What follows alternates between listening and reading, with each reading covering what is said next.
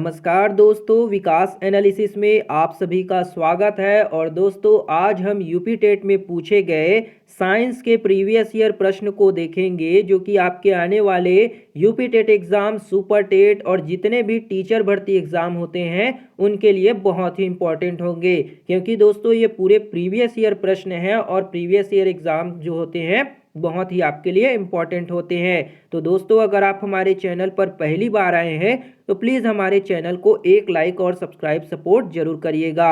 और दोस्तों, आप इन प्रश्न को एग्ज़ाम देने से पहले जरूर देख के जाइएगा, इनको सॉल्व जरूर कर लीजिएगा। क्योंकि प्रीवियस ईयर के एग्ज़ाम के क्वेश्चन जो होते हैं आपके एग्ज़ाम में इसी तरह से प्रश्न जो है देखने को मिलते हैं। तो आप इन प्रश्न को जरूर हल करिएगा। चलिए दोस्तों, अब हम इन प्रश्न को सॉल्व करते हैं। पहला प्रश्न दिया है आपका, निम्नलिखित में से कौन सा विटामिन हार्मोन की तरह कार्य करता है। कौन सा विटामिन जो है आपका हार्मोन की तरह काम करता है उसको हमें बताना है।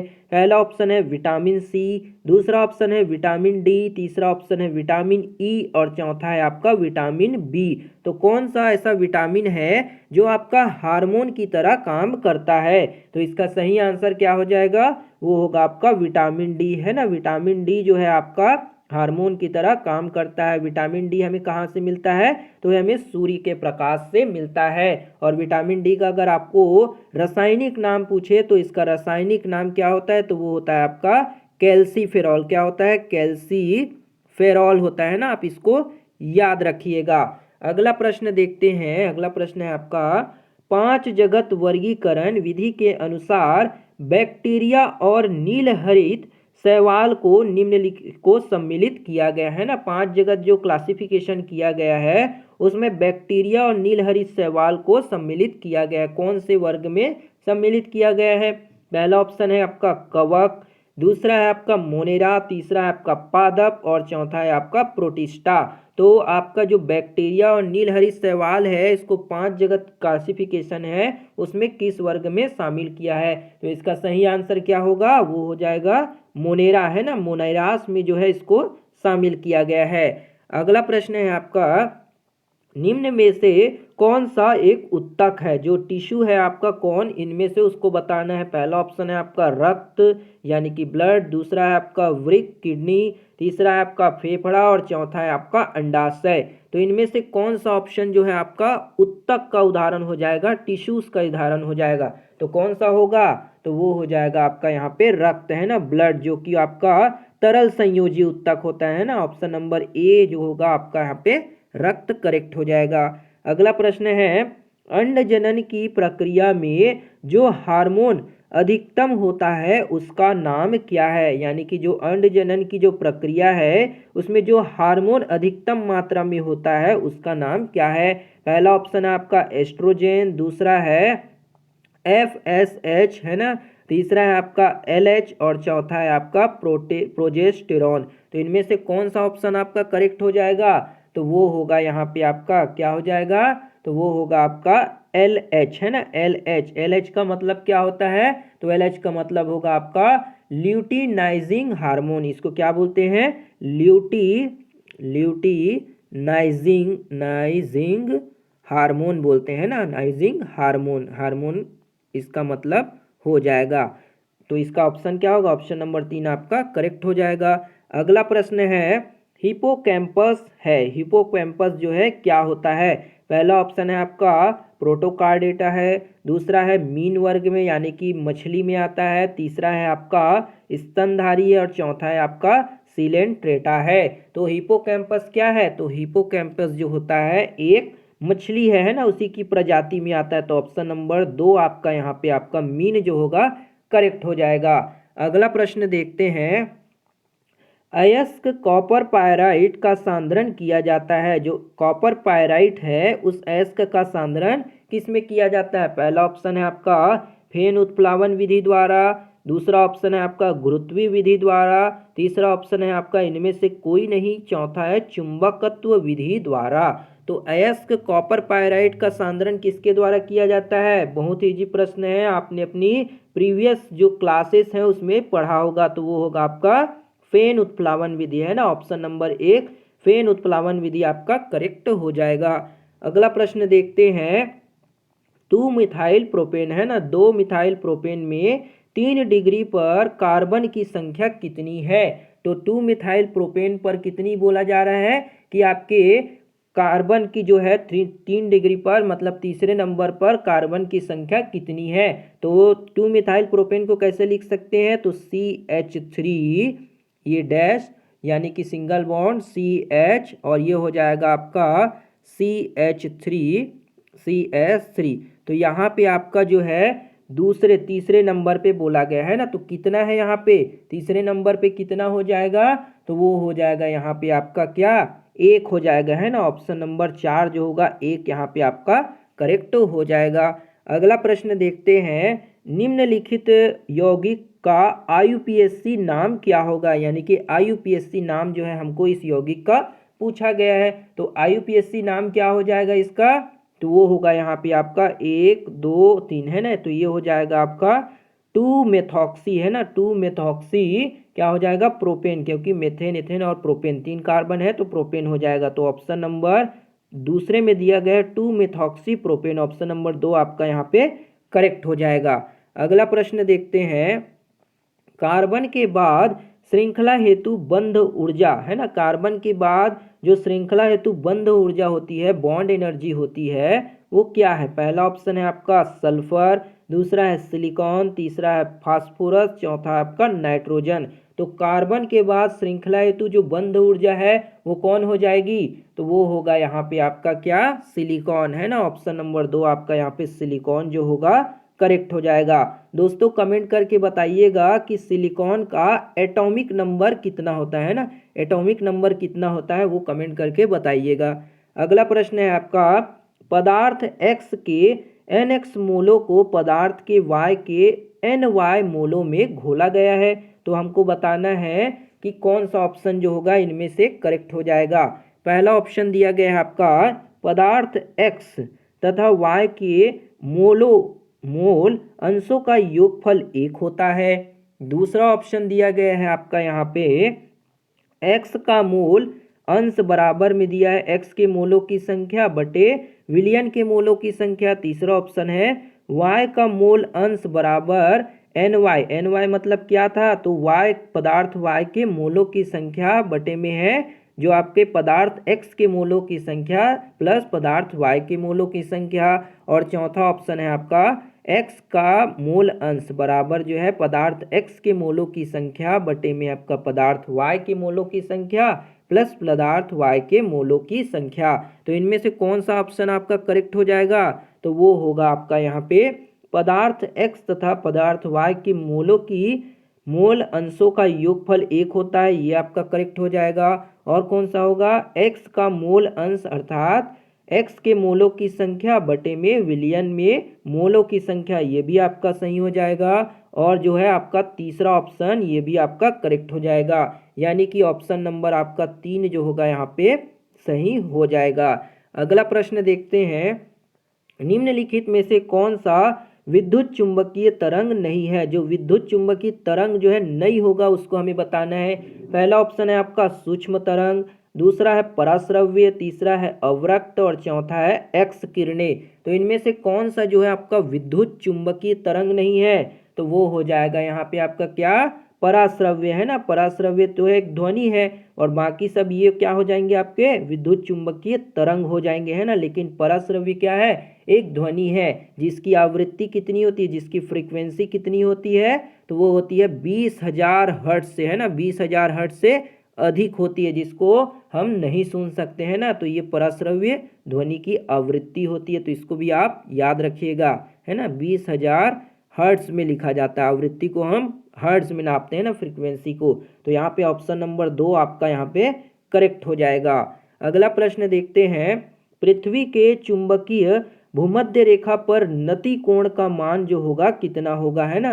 पृथ्वी के जो भूमध्य रेखा है उस पर नीति कोण का मान कितना है वो पूछा है। पहला ऑप्शन है आपका 45 डिग्री, दूसरा है आपका 90 डिग्री, तीसरा 180 डिग्री और चौथा है आपका 0 डिग्री। तो पृथ्वी के चुंबकीय भूमध्य रेखा पर नति कोण का मान कितना हो जाएगा, तो वो होगा यहाँ पे आपका 0 डिग्री है ना, 0 डिग्री आपका यहाँ पे करेक्ट हो जाएगा।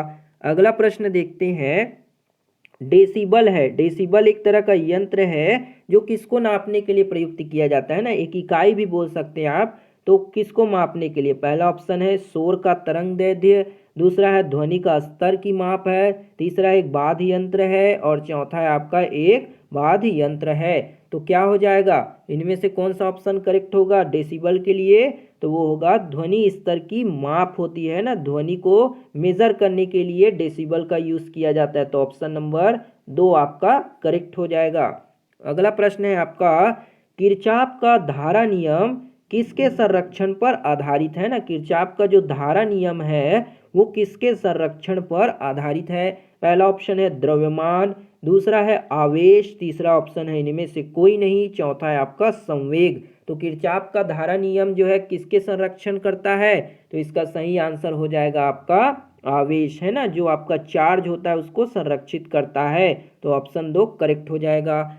अगला प्रश्न दिया है आपका, एम द्रव्यमान के एक कण की गतिज ऊर्जा क्या है? ई है, इसका संवेग होगा। यानी कि आपके पास एक एम द्रव्यमान का एक क्या है, एक पिंड है, एक कण है जिसकी गतिज ऊर्जा क्या दी गई है? ई दी गई है। तो संवेग बराबर आप सभी जानते होंगे, संवेग बराबर क्या होता है? मास इंटू वेलोसिटी होता है ना। और यहाँ पे गतिज ऊर्जा दिया गया है ई बराबर क्या होता है? Half M V square. तो अगर आप इसके ऊपर नीचे गतिज ऊर्जा में m से मल्टीप्लाई करेंगे और m से डिवाइड करेंगे तो क्या हो जाएगा?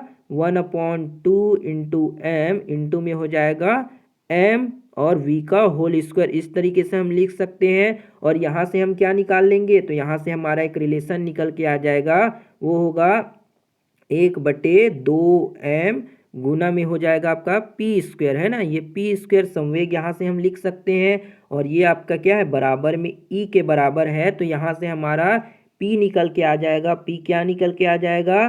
तो पी निकल के आ जाएगा आपका √2em, है ना, √2em। इस तरह से आपका निकल के आ जाएगा, जो कि आपके ऑप्शन नंबर 3 में दिया गया है ना। तो आप इस तरीके से इसको हल कर सकते हैं।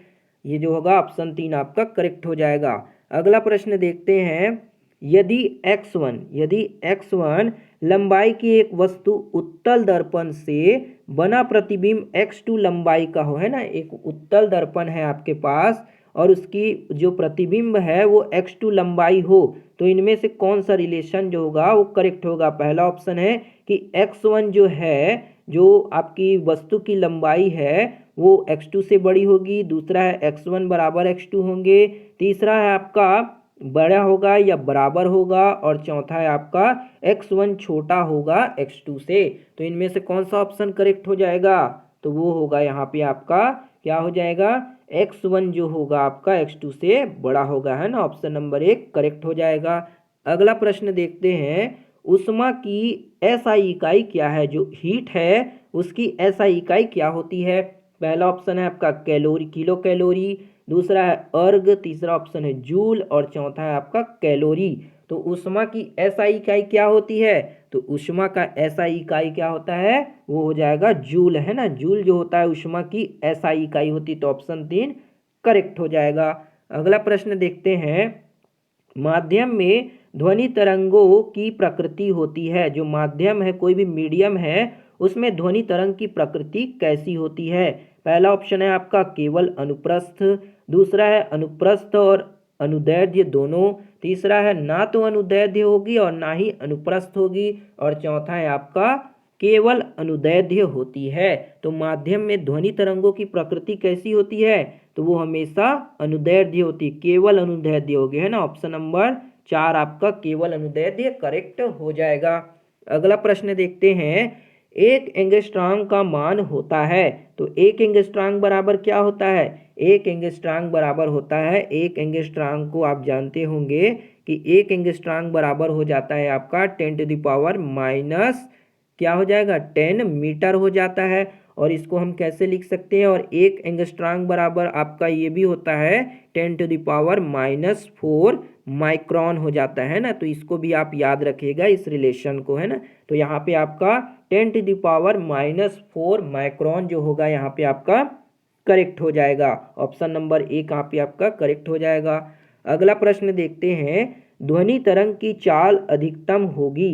ध्वनि तरंग की चाल जो है किसमें सबसे ज़्यादा होती है? पहला ऑप्शन है वायु में, दूसरा है इस्पात में, तीसरा है निर्वात और चौथा है आपका जल में। तो ध्वनि तरंग की जो स्पीड होती है वो सबसे ज़्यादा किस में होगी? तो ध्वनि तरंग की स्पीड सबसे ज़्यादा किस में होती है? तो इस्पात में, है ना। ऑप्शन नंबर 2 आपका इस्पात जो स्टील होता है उसमें होगी, है ना। ऑप्शन नंबर 2 करेक्ट हो जाएगा।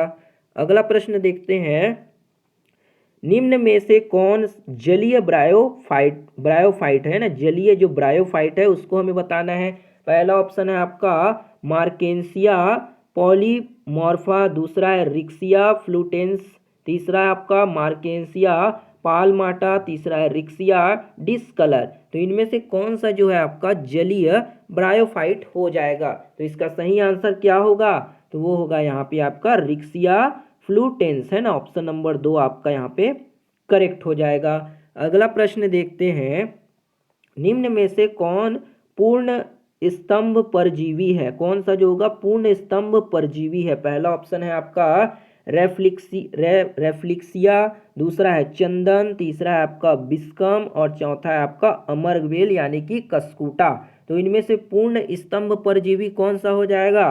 तो वो होगा आपका कस्कूटा यानी कि अमरवेल, है ना। ऑप्शन नंबर 4 आपका पूर्ण स्तंभ परजीवी हो जाएगा। अगला प्रश्न है आपका, यहाँ पे आपका सही जोड़ी दिया गया है कि पौधे में होने वाली घटनाओं का मिलान करें, है ना। पौधे में क्या क्या घटना होती है उसका हमें यहाँ पे क्या करना है? मिलान करना है। तो पहला ऑप्शन दिया गया है आपका यहाँ पे ए कि जल अवशोषण। तो जल का अवशोषण कौन करता है? तो जल का अवशोषण हो जाएगा आपका मूल रोम, है ना। मूल रोम जो होते हैं आपके जल का अवशोषण, तो 1 का 3 हो जाएगा। खनिज का अवशोषण कौन करते हैं? तो खनिज का अवशोषण करते हैं आपका एपीप्लेमा, है ना। एपीप्लेमा, तो ऑप्शन नंबर 4 इसका हो जाएगा। और दिया है तीसरे में जल परिवहन। जल परिवहन कौन करता है? तो जल परिवहन हो जाएगा आपका जाइलम, है ना। ज से जल और ज से जाइलम, तो ये हो जाएगा आपका जाइलम। और क्या दिया गया है? और दिया गया है आपका खनिज परिवहन। तो खनिज परिवहन हो जाएगा आपका फ्लोएम, यानी कि ऑप्शन नंबर 4 जो होगा यहाँ पे आपका करेक्ट हो जाएगा, है ना। अगला प्रश्न देखते हैं। अगला प्रश्न है आपका, स्थानिक जातियां क्या है? स्थानिक जो जातियां हैं वो क्या है?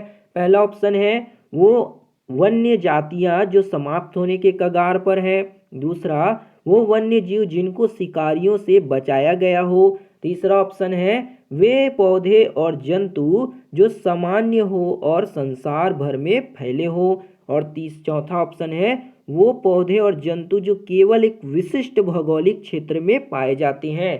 तो स्थानिक जातियां कौन सी हो जाएगी? इसमें से सही आंसर क्या हो जाएगा? तो वो होगा वो पौधे और जाति जो केवल एक विशिष्ट भौगोलिक क्षेत्र में पाए जाते हैं ना, जो केवल आपके एक विशिष्ट भौगोलिक क्षेत्र में पाए जाएंगे, वही जो होगा आपका यहाँ पे स्थानिक जातियां होगी। ऑप्शन नंबर 4 करेक्ट हो जाएगा। अगला प्रश्न देखते हैं, पौधों में मादा जननांग के भागों का व्यवस्थित क्रम हमें यहाँ पे बताना है। पौधों में जो मादा जननांग होते हैं ना, जो फीमेल गैमेट होते हैं, उन रिप्रोडक्टिव सिस्टम होते हैं, उनको हमें यहाँ पे बताना है। पहला ऑप्शन है आपका अंडाशय, वर्तिकाग्र, पुष्पासन एवं वर्तिकाग्र, दूसरा ऑप्शन है वर्तिकाग्र, वर्तिका, अंडाशय और पुष्पासन, तीसरा है आपका अंडाशय, वर्तिकाग्र, वर्तिका एवं पुष्पासन, चौथा है आपका वर्तिका, वर्तिकाग्र, अंडाशय एवं पुष्पासन। तो पौधे का जो मादा जननांग है वो कौन सा हो जाएगा? हमको यहाँ पे उनको व्यवस्थित क्रम में लिखना है, तो कौन सा हो जाएगा? वो होगा यहाँ पे आपका वर्तिकाग्र, वर्तिका, अंडाशय, फिर आपका आता है पुष्पासन, है ना लास्ट में आपका पुष्पासन। तो ऑप्शन नंबर 2 करेक्ट हो जाएगा। अगला प्रश्न देखते हैं, कैल्सिनेशन कौन प्रदर्शित कर रहा है ना। कैल्सिनेशन जो है इनमें से कौन सा रिएक्शन प्रदर्शित कर रहा है? पहला ऑप्शन है आपका जिंक को ऑक्सीजन से क्रिया कराने पर जिंक ऑक्साइड, दूसरा है आपका जिंक सल्फाइड जो है ऑक्सीजन से क्रिया करके zinc oxide plus sulphur dioxide, और तीसरा है आपका मैग्नीशियम कार्बोनेट जो है मैग्नीशियम और कार्बन डाइऑक्साइड निकाल रहा है। तो इसमें कौन सा जो होगा कैल्सिनेशन हो जाएगा? तो वो होगा ऑप्शन नंबर 3, है ना, क्योंकि मैग्नीशियम कार्बोनेट जो है मैग्नीशियम ऑक्साइड और कार्बन डाइऑक्साइड को अलग कर रहा है। तो ऑप्शन नंबर 3 आपका यहाँ पे करेक्ट हो जाएगा। अगला प्रश्न है, कौन सी रंगहीन गैस लेड एसीटेट पेपर को काला कर देती है? जो लेड एसीटेट है उसके पेपर को क्या कर देती है? काला कर देती है। पहला ऑप्शन है H2S, दूसरा है Br2, तीसरा है SO2 और चौथा है आपका Cl2। तो इनमें से कौन सा ऐसा गैस है जो लेड एसीटेट पेपर को क्या कर देती है? काला कर देती है। तो कौन सा होगा? वो होगा आपका H2S यानी कि हाइड्रोजन सल्फाइड। ऑप्शन नंबर 1 आपका करेक्ट हो जाएगा। अगला प्रश्न देखते हैं, निम्न यौगिकों पर विचार कीजिए। यहाँ पे आपको कुछ कंपाउंड दिए गए हैं, उस पर हमको यहाँ पे विचार करना है। पहला ऑप्शन है BF3, दूसरा ऑप्शन है आपका IF7, तीसरा है आपका कार्बन डाइऑक्साइड और चौथा है आपका क्या दिया है? PCl5 यानी फास्फोरस पेंटाक्लोराइड। इन यौगिकों में इलेक्ट्रॉन स्नेही बताना है कि कौन कौन सा है जो इलेक्ट्रॉन स्नेही होता है। इलेक्ट्रॉन स्नेही का मतलब क्या होता है? तो वो होता है इलेक्ट्रॉन की कमी हो जाना, है ना, इलेक्ट्रॉन की कमी हो जाना, जिसे नए सहसंयोजक बंध बनाने के लिए बनाने के लिए एक इलेक्ट्रॉन युग्म की पेयर की जरूरत होती है, उसको हम इलेक्ट्रॉन स्नेही कहते हैं। तो यहाँ पे कौन कौन सा जो होगा यौगिक वो इलेक्ट्रॉन स्नेही होगा वो बताना है। तो कौन कौन से हो जाएंगे? वो होगा आपका, ये लगभग आपके सभी हो जाएंगे, है ना। BF3 भी हो जाएगा, IF7, कार्बन डाइऑक्साइड और फास्फोरस पेंटाक्लोराइड, ये सभी जो होंगे आपके इलेक्ट्रॉन स्नेही हो जाएंगे। तो ऑप्शन 3 आपका करेक्ट हो जाएगा। अगला प्रश्न है आपका, निम्न में से कौन सा नाभिक स्नेही योगज अभिक्रिया के लिए सबसे अधिक क्रियाशील है? नाभिक स्नेही के लिए जो सबसे अधिक क्रियाशील होगा उसको हमें बताना है। पहला ऑप्शन दिया गया है CH3 और यहाँ पे आपका दिया गया है बेंजल्डिहाइड टाइप में दिया है, उसको मेथेन से रिएक्ट कराया गया है ना। तो यहाँ पे आपका कौन सा करेक्ट हो जाएगा जो नाभिक स्नेही योगज अभिक्रिया हो जाएगा? तो वो होगा आपका यहाँ पे तीसरा ऑप्शन, जो कि है आपका NO2 और CHO बेंजीन रिंग के साथ जुड़ा हुआ है। तो इसका अगर नाम बताना चाहे तो नाम क्या हो जाएगा? तो वो होगा यहाँ पे नाइट्रोबेंजल्डिहाइड, है ना, नाइट्रोबेंजल्डिहाइड बोल सकते हैं और इसको मेथिल बेंजल्डिहाइड भी बोल सकते हैं ना। और ये क्या होगा आपका? बेंजल्डिहाइड या फिर हाँ बेंजल्डिहाइड इसको बोल सकते हैं। C6H5CHO आपका क्या हो जाता है? बेंजल्डिहाइड, है ना, क्योंकि बेंजीन जो है एल्डिहाइड से जुड़ा हुआ है तो बेंजल्डिहाइड हो जाएगा, है ना। तो ऑप्शन नंबर 3 जो होगा यहाँ पे आपका क्या हो जाएगा? करेक्ट हो जाएगा। अगला प्रश्न देखते हैं जो कि आपका लास्ट प्रश्न है आज का। आवर्त सारणी के एक वर्ग में ऊपर से नीचे जाने पर क्या होता है ना। आवर्त सारणी जो है आपका पीरियोडिक टेबल में ऊपर से नीचे जाने पर, है ना, जो वर्ग है उसमें ऊपर से आप कहाँ जाओगे? नीचे की तरफ जाओगे तो क्या होगा कॉलम में जब ऊपर से नीचे जाएंगे? तो पहला ऑप्शन है विद्युत ऋणात्मकता के मान में कमी आती है, दूसरा ऑप्शन दिया है आपका परमाणु त्रिज्या में वृद्धि होती है, तीसरा ऑप्शन है आयनन एंथैल्पी के मान में कमी आती है। तो ये सभी जो है आपके सही है। जैसे जैसे आप नीचे जाते जाएंगे तो विद्युत ऋणात्मकता के मान में क्या आएगी? कमी आती है, ये भी आपका करेक्ट है। परमाणु त्रिज्या में वृद्धि होती है, क्योंकि जैसे जैसे आप नीचे आते जाएंगे आकार जो होता है क्या होता है उसका? बढ़ते जाता है ना, साइज जो होंगे उनके बढ़ते जाते हैं तो उनके त्रिज्या भी बढ़ती जाएगी। तीसरा है आयनन एंथैल्पी के मान में कमी आती है, तो ये भी आपका सही हो जाएगा। यानी कि तीनों जो है आपके यहाँ पे करेक्ट होंगे, तो ऑप्शन नंबर 3 सही हो जाएगा। तो ये थी दोस्तों आपके यूपी टेट में पूछे गए विज्ञान साइंस के महत्वपूर्ण प्रीवियस ईयर प्रश्न, जो कि आपके आने वाले यूपी टेट, सुपर टेट और जितने भी टीचर भर्ती एग्जाम है उनके लिए बहुत ही महत्वपूर्ण है। उम्मीद करते हैं दोस्तों आपको ये वीडियो पसंद आया होगा, वीडियो समझ आया होगा। अगर वीडियो बढ़िया लगा हो दोस्तों तो एक लाइक जरूर करिएगा, शेयर, सपोर्ट और सब्सक्राइब भी जरूर करिएगा। मिलते हैं दोस्तों अगली वीडियो में, तब तक के लिए जय हिंद, वंदे मातरम।